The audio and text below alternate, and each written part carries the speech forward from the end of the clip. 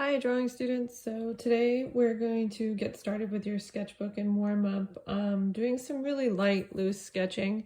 I want to show you a couple of strategies for making straight lines and perfect circles. And I'm going to require you to do a lot of practice with this because that's just kind of what it takes. All drawing is repetitive practice to improve, like athletics, any kind of sport training, any musical training. It's all about the repetition, right? So first thing, when you're holding your pencil, try to relax your grip a little bit. You can roll your pencil in your fingers. Maybe, I know some people have different ways of holding their pencil and they grip it in a variety of ways, but try to just relax your grip in whatever way you're holding it. Now there's a couple physical things that we can do that vary the marks we make. Typically students are real tight when they get into drawing one and they make very small controlled marks.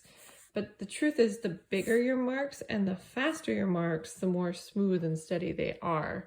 So the first mark that I want you to try and practice is just a little bit of a technical difference, and we're working on control here, right?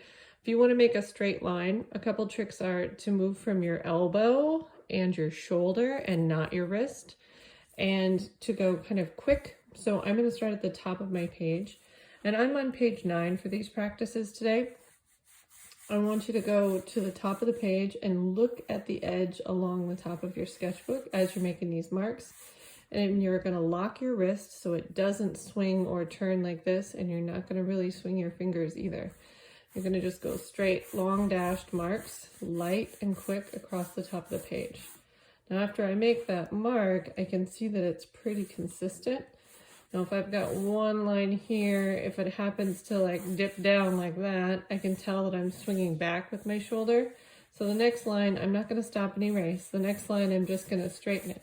I'm going to correct it by going the opposite direction and see if I can make it more consistent. So again, I'm looking at this distance here to here, see if I can do that. And I also want you to notice my marks are super light and quick, making long dashed marks that overlap each other.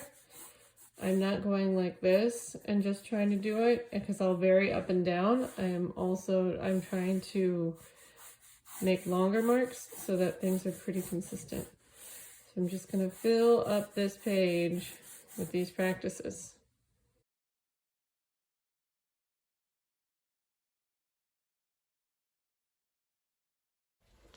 Okay, so I've got this page filled up with lines. A couple of important things. When you do this practice, do try and like really lock your wrist. Don't assume and just go straight like, oh yeah, that's good. Yeah, it's kind of straight, but it dips down. So I want you to try and improve your control. So you're really thinking about keeping this stiff and then making consistent marks with your elbow and through your shoulder so that your lines are straight, and you're making dashes about this long in each chunk. So dash, dash, dash, dash, dash, dash, dash. And when your dashes tend to dip, you can always correct by noticing that. Another thing that I always do to help me see if my lines are going the direction I want them to is I look to the edge. That's the first thing. The second thing is that I'll rotate my paper. If I turn it upside down or a different direction, I can tell like how this line kind of rounds a little bit. So if I were really trying to make a perfectly straight line, I would definitely flip my paper over and check it, because that's going to help me improve my observations of what I'm actually doing. So I can look at the distance from the edge to this line here. Same thing here, I can check it all the way through, and then I can see how consistent my lines are. So that's the straight line practice.